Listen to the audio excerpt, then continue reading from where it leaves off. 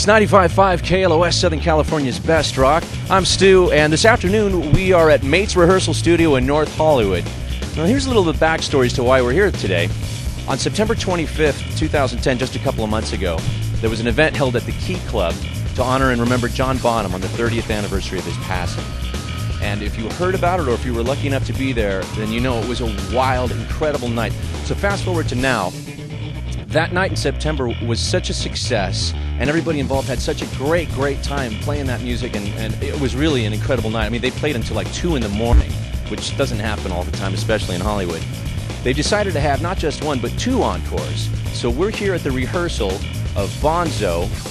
The groove remains the same, a double encore. Yes. Simon Wright from AC/DC and Dio, and my personal favorite, maybe Rhino Bucket. Rhino Bucket. What was your first Led Zeppelin experience, be it a record or maybe you got to see them in concert? I did see them in concert, but the record was, I started a little bit late. I started on Led Zeppelin 3, and I was I'd heard stuff on the radio, but I just kind of grabbed the nearest, because when I'd heard Led Zeppelin, I went, I've got to get an album, you know. I just grabbed the first album that I saw, and it was a little bit different. Zeppelin 3 is maybe not what you were bargaining for, was it? Exactly, because they did start shifting in more acoustic ways, and I wanted everything heavy, you know. Right. But I soon found out about Led Zeppelin 2, and you know, the rest of them. So, and now years afterwards, I go back, and Led Zeppelin 3 is like one of my favorite albums of all time. You know, you've got that sound from that bass drum, which sounds just like him, right? And you just get a feeling. You know, it's a big thrill. You're like sitting behind there, and you're like, I'm John Bonham for one song. I mean, I could never be John Bonham, obviously, because you know, I'm me. But you know what I mean? No, I do my best to emulate him. I can barely articulate an introduction for this man with me. This is Carmine Appice, and if you know anything about drumming, then you know this man's work. You've been called the foundation of heavy drumming. I've read that myself, but you know, nobody planned anything in those days. You know, like when I came out with Vanilla Fudge, I had these really big drums, and I was like playing way up here and twirling sticks and just, you know, you were doing that just stuff, being an animal. Nobody was doing that yet. Yeah, me and John Bonham became friends, and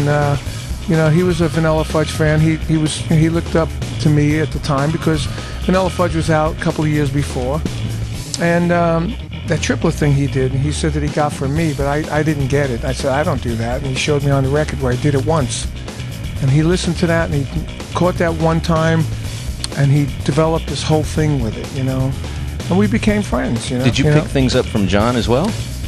Not that much in those days, not the beginning. The only thing I picked up was the triplet thing he did that picked up from me. I picked up back. You picked it back up? I picked it back up from him the way he did it.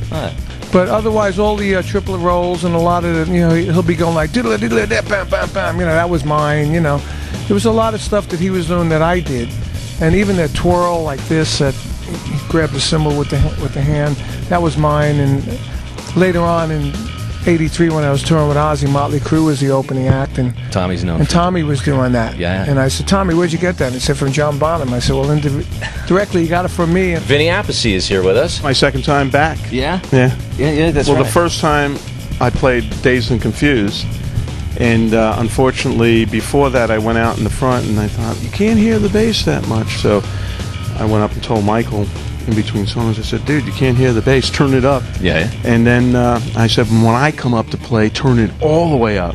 So he's laughing. He goes, okay. So I come up to play, he turns it all the way up, and we play half the song, and the bass amp blows up.